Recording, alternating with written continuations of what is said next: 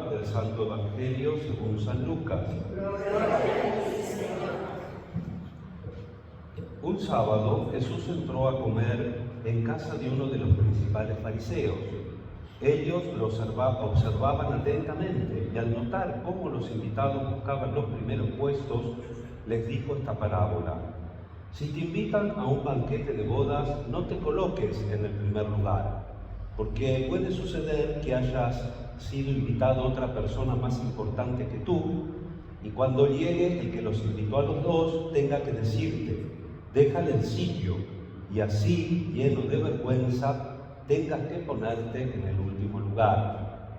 Al contrario, cuando te inviten, ve a colocarte en el último sitio, de manera que cuando llegue el que te invitó te diga: amigo, acércate más, y así quedarás bien delante de todos los invitados, porque todo el que se ensalza será humillado, y el que se humilla será ensalzado. Después dijo al que lo había invitado: cuando des un almuerzo o una cena, no invites a tus amigos, ni a tus hermanos, ni a tus parientes, ni a los vecinos ricos, no sea que ellos te inviten a su vez y así tengas tu recompensa. Al contrario, cuando des un banquete, invita a los pobres, a los lisiados, a los paralíticos, a los ciegos. Feliz de ti, porque ellos no tienen cómo retribuirte, y así tendrás tu recompensa en la resurrección de los justos. Palabra del Señor.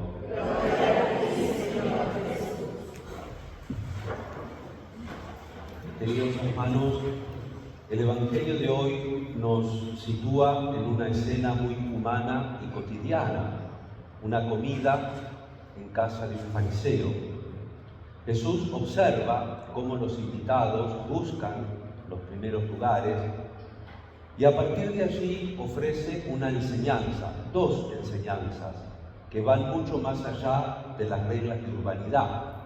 Nos habla del corazón humano, nos habla de la verdadera grandeza. Y dos enseñanzas, una para el que busca en los primeros lugares y otra para los que invitan al banquete. La humildad que eleva.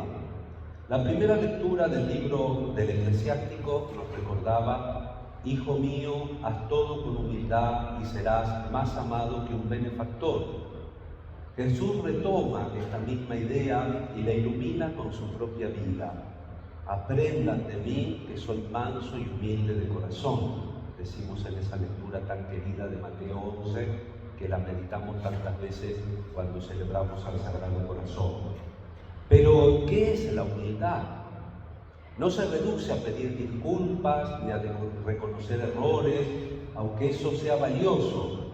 ¿Vieron como uno dice: miren que voy a contar un chiste que es malo, que eso no se va? Contalo, ya se van a dar cuenta si no saben contar chistes, ¿no? Y así como muchas cosas, tenemos que, no consiste en eso. A veces estas cosas son más expresión de inseguridad que de auténtica humildad. Porque si prestamos atención, Jesús mismo nunca necesitó, o al menos los evangelios no nos relatan, que necesitara pedir disculpas. Y sin embargo, podemos decir que Jesús fue el más humilde. La humildad es la verdad del corazón que reconoce que todo lo que somos y tenemos es don de Dios. Y más sorprendente todavía, aún siendo poco y teniendo poco, muchas veces hacemos mucho, que uno se pregunta: ¿de dónde sale esto? ¿Cómo con este medio inútil que soy yo, Dios puede hacer tal o cual cosa?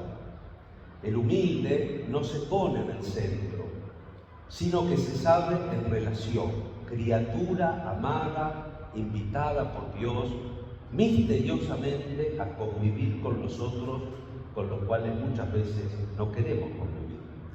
Por eso Jesús nos dice que la actitud correcta hace posible que uno avance, que uno crezca. La humildad verdadera te hace crecer espiritualmente. Amigo, dice el de la parábola, sube más arriba. De la parábola no, de esta comida que encontró Jesús, ¿no? Sube más arriba. La verdadera exaltación no viene de buscar prestigio, sino de dejar que Dios nos eleve con su gracia. San Agustín lo expresó de manera sencilla y profunda. Esta semana celebramos a San Agustín, a Santa Mónica, y nos acordamos especialmente del Papa León, que se siente tan identificado con este santo, ¿no? Y él decía en el Sermón 69, el fundamento de toda grandeza en el hombre es la humildad. Y en la carta 118 escribe, y si me pregunta cuál es el camino, te respondo, primero la humildad, segundo la humildad, tercero la humildad.